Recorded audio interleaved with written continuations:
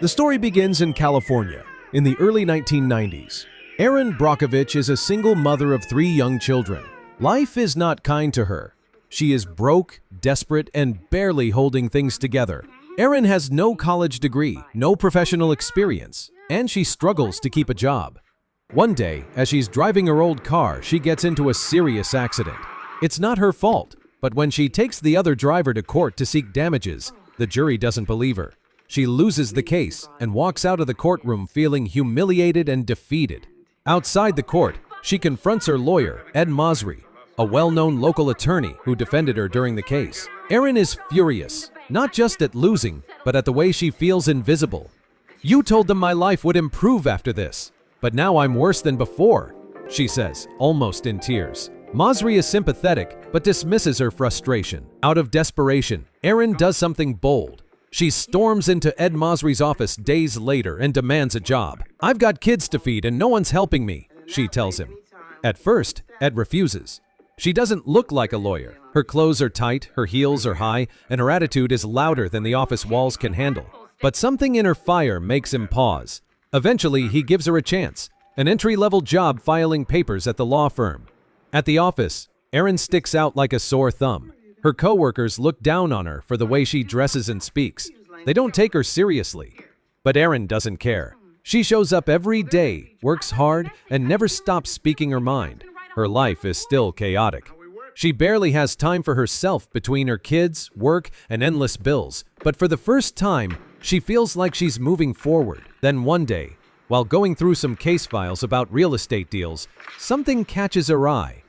It's a file about a small town called Hinckley. A local power company called Pacific Gas and Electric, PG&E, has offered to buy land from a woman named Donna Jensen. But Erin notices something strange: the medical records attached to the file. Why would a real estate deal have health records? Curiosity drives her deeper. What starts as a boring pile of paperwork suddenly turns into a question she can't shake off. Erin senses something is wrong. Very wrong. The documents feel like a puzzle, and she's the only one curious enough to try solving it. And even though nobody asks her to, she decides to dig deeper. She's no lawyer. She's not trained for this. But she has something that no degree can give: instinct, empathy, and relentless drive.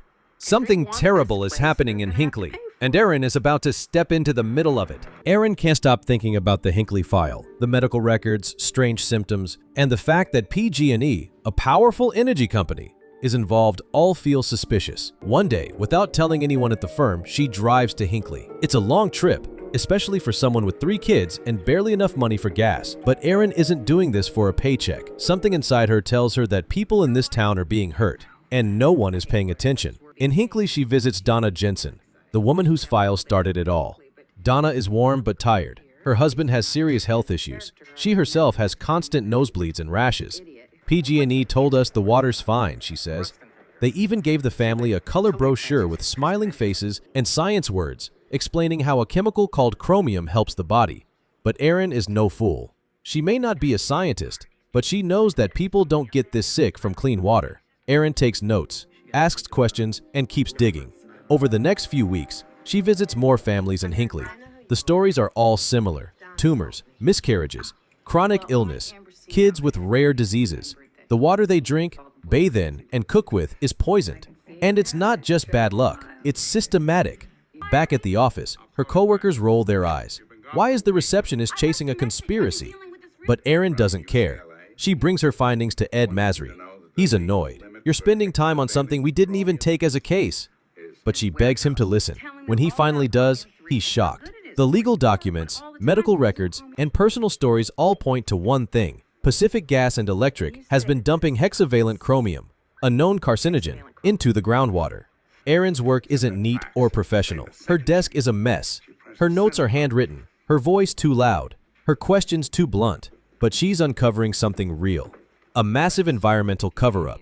A corporation with billions of dollars knowingly poisoning innocent families and covering it with lies and money. Soon, Erin and Ed begin to realize the scope of this case.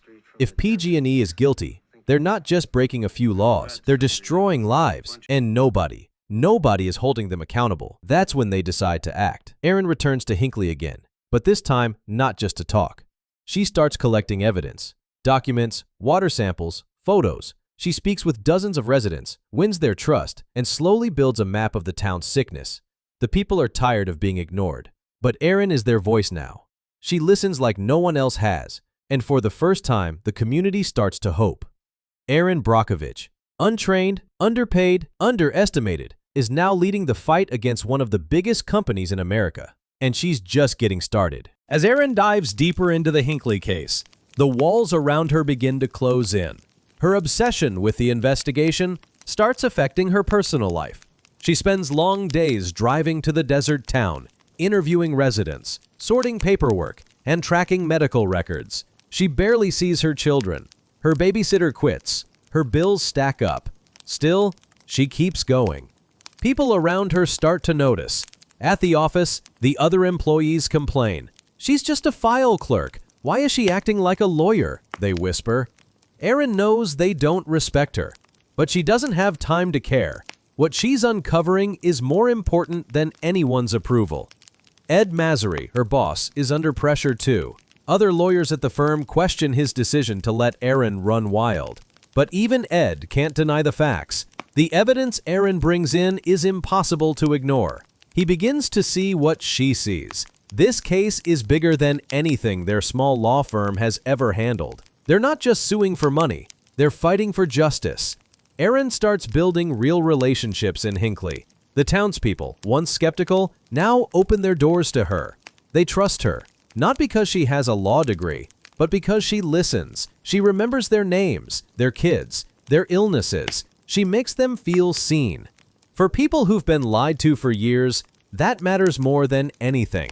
She meets people like the Sanchez family, whose daughter developed a rare cancer at age 8, or the Walker brothers, both of whom are now sterile, or Mrs. Hill, whose husband died with tumors all over his spine. The stories stack up, one after another, heartbreaking, undeniable, and all of them point back to the same source, the water. One night, exhausted and alone, Erin breaks down. Her kids are asleep, the house is quiet, and she's surrounded by files. Tears fall silently as she whispers, "What if I can't win this?" But the next morning, she's back on the road to Hinckley, because the truth doesn't wait for you to feel ready. It needs to be told. With more evidence piling up, Erin and Ed realize they'll need serious legal firepower. They contact a big environmental law firm to join the fight.